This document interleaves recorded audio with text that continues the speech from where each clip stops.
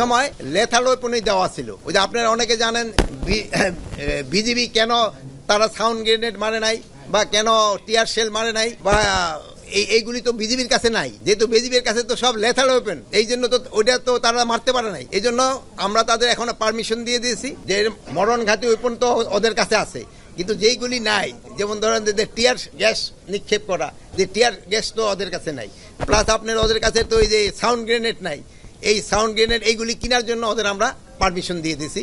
যেটা নিয়ে আপনারা দেখছেন যে চাঁপাইনবাবগঞ্জে বিএসএফ এর কাছে আছে, কিন্তু আমাদের বিজিবির কাছে নাই। বিজিবির কাছে আছে হলো সব লেথাল ওয়েপন, এগুলি আমরা এদের অনুমতি দিয়ে দিছি ক্রয় করার জন্য।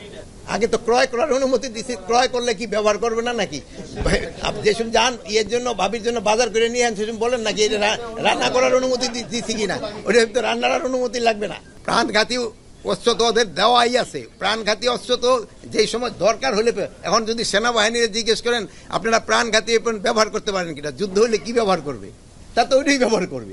মানে পরিস্থিতি হলে তারা ডিকটেট করবে কোন সময় কোনটা ব্যবহার হবে। সীমান্তের অবস্থা এখন মোটামুটি স্টেবল অবস্থায় আছে, কোনো রকমের বড় ধরনের কোনো সমস্যা নেই। পোশাকের পরিবর্তন চাতে তাদের সবারই মন মানসিকতা সবকিছু পরিবর্তন হইতে হবে। পোশাকের সাথে সাথে সবকিছু মন মানসিকতা সবকিছুরই পরিবর্তন দেয়। তো আমি বারবার একটা বলি, আপনারা কিন্তু একটা ক্ষেত্রে হলো সবচেয়ে বেশি জোর দেবেন, এই হলো দুর্নীতি।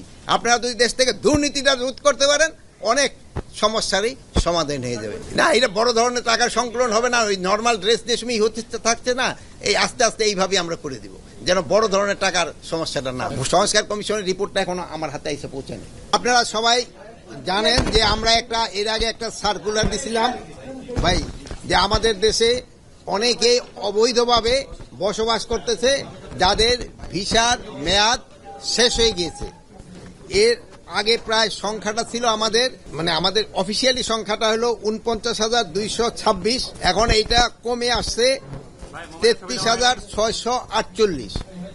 এই ৩১শে জানুয়ারি কিন্তু তাদের এই সময়সীমা শেষ হয়ে যাবে।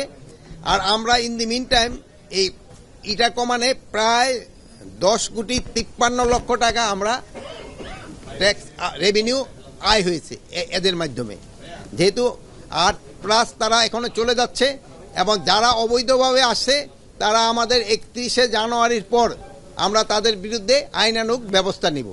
এটা শুধু তাদের বিরুদ্ধেই না, এবং তাদের যারা এই কর্মসংস্থানের ব্যবস্থা করে দিচ্ছে, যেহেতু তাদের কোথাও কাজ দিতে হলে এটা কিন্তু ইসেদের থেকেও মানে একটা পারমিশন নিতে হয়, বিদেশিদের কাজ দিতে হলে। যদি তারা ওইটা না নিয়ে থাকে এবং এইটা করে থাকে, এই জন্য ওই যেই সংস্থা তাদের যে প্রোভাইড করছে তাদের বিরুদ্ধেও আমরা ব্যবস্থা নিব।